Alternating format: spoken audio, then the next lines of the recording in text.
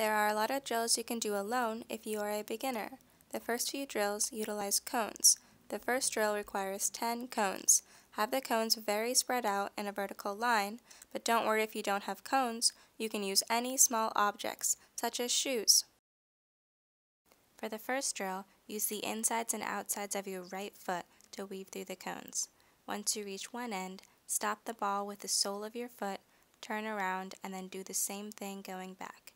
Weave through the cones with your right foot for about 45 seconds, take about a 30-second break, and then do the same thing with your left foot. For this next drill, you should only be using 2 cones. Spread them out about 10 feet apart. Don't be afraid to go slow in the beginning of this drill so you can feel comfortable doing each technical move. First, you're going to dribble with your right foot from the starting cone to the second cone. Pull the ball back with the sole of your right foot, turn around, dribble back to the first cone with your right foot, and continue this pattern for 45 seconds. Take a 30-second break and do the same thing with your left foot. Take a 30-second break. The next dribbling pattern is the same as the previous pattern, but you will chop the ball with the inside of your foot when you get to the cone. Do this for 45 seconds with your right foot, take a 30-second break, and then do this with your left foot as well.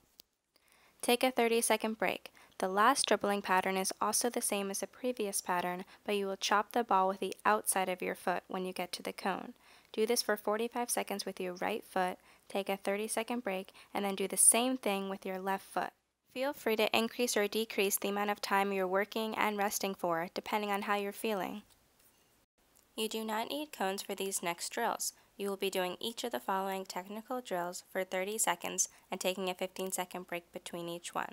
If that feels too easy, do each drill for a minute with a 30-second break. First up are toe touches. You want to essentially touch the sole of your right foot to the ball while your left foot is on the ground, and then hop and switch feet so that the sole of your left foot is on the ball while your right foot is on the ground. Next up are foundations. You want to tap the ball back and forth between the middle part of the insides of your feet while staying stationary. Next up are 2 horizontal dribbling drills. The first one is outside insides. You will take an outward touch with the outside of your right foot, then an inward touch with the inside of your right foot. Then you will take an outward touch with the outside of your left foot, and then an inward touch with the inside of your left foot. Do this for about a minute and just focus on understanding the pattern and technique. The second horizontal dribbling drill is called rolls. You will roll the ball with the sole of your right foot, essentially passing it to your left foot. The inside of your left foot will then trap the ball with the inside of your foot and roll it over with the sole of your left foot, passing it to your right foot, in which you will then trap the ball with the inside of your right foot and continue this pattern for about a minute as well. These drills may seem simple, but they are very important to do as a beginner in order to gain good ball control. Juggling is a fun way to get touches on the ball every day. Before and after you finish your soccer drills, try and see how many juggles you can get.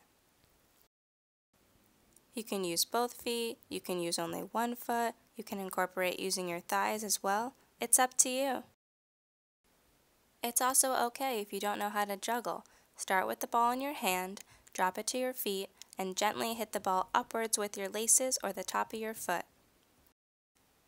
Another good drill to do as a beginner if you're alone is passing against the wall.